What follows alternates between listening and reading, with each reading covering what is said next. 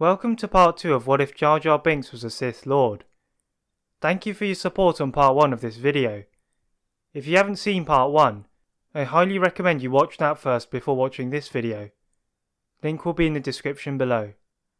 Sidious would attempt to plunge his lightsaber through the chest of Jar Jar, but Jar Jar would use his immense flexibility to sidestep the attack, aiming a jab into the side of Sidious, which would be blocked. As they continue to duel, Sidious failed to notice a pattern in Jar Jar's combat style, as if it were all based on instinct. He had to try something different. Separating himself from Jar Jar with a well-calculated force push, Sidious extended his hand and unleashed a wave of force lightning at Jar Jar, but to his surprise, he was being countered. Jar Jar stood with a hand outstretched, repelling Sidious's force lightning easily and forcing him back. Sidious is furious at seeing his force abilities being matched, and suddenly unleashes a force storm, collapsing the ceiling of Plagueis' apartment and allowing Sidious to escape. As Jar Jar stood in the rubble, he knew he would see Sidious again. Meanwhile, on Naboo, the same events occur, with Qui-Gon falling at the hands of Maul and Anakin destroying the droid control ship. Palpatine would still be at the celebrations on Naboo, as he had healed from his injuries sustained in his fight with Jar Jar. There is, however, a slight change in the conversation between Mace Windu and Yoda at Qui-Gon's funeral.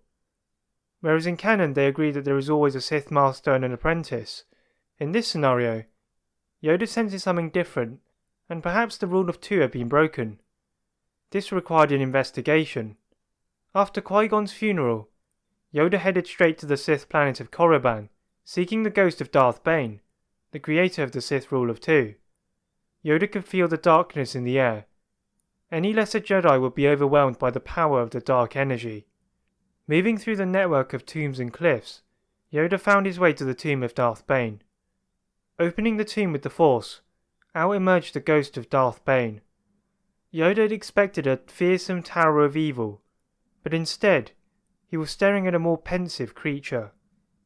Bane reveals that he too had sensed a shift in the Force, and the mysterious Sith Lord they had been looking for was not the only main threat to the Jedi, rather it was another mysterious being. With Bane unable to provide more information, Yoda leaves Korriban, confused that even the Sith did not know what was occurring. Moving forward to events in the Attack of the Clones, Jar Jar continues to assume his role as Padmé's representative, which was in fact designated to him by Palpatine himself, taking over from her duties when she's away, all the while keeping an eye on Palpatine and Dooku. In particular, he's kept an eye on the creation of the clone army designed to serve the Republic. Jar Jar knows Sidious's game. With Padmé now on a break to Naboo with Anakin Skywalker, Jar Jar senses this is an opportunity to gain another advantage on Palpatine. Not only did he want to see him fall, but he wanted a complete humiliation. Jar Jar does the same as in canon, except using his immense force abilities, Jar Jar waves his hand and mind tricks the senators into diverting all the power to create a grand army for the Republic towards him. With the senators all in agreement, Palpatine cannot argue without exposing himself as the Sith Lord. He could only stand there with gritted teeth of the Gungan, who looked similar to the Force user he had fought in Plagueis' apartment. Little did he know, he was being outfoxed. As we move on to the events in the Clone Wars, there are some small changes, as Jar Jar is less clumsy than in canon, and also assists the Jedi where possible to disrupt the plans of Sidious. Jar Jar knew that Sidious was staging the whole war, so the Jedi would put too much trust in the clones, but nevertheless, knew he needed to stay sharp were he to become the true Sith Lord. Eventually, Jar Jar ventured back to his home planet of Naboo, sensing the Gungans were in trouble.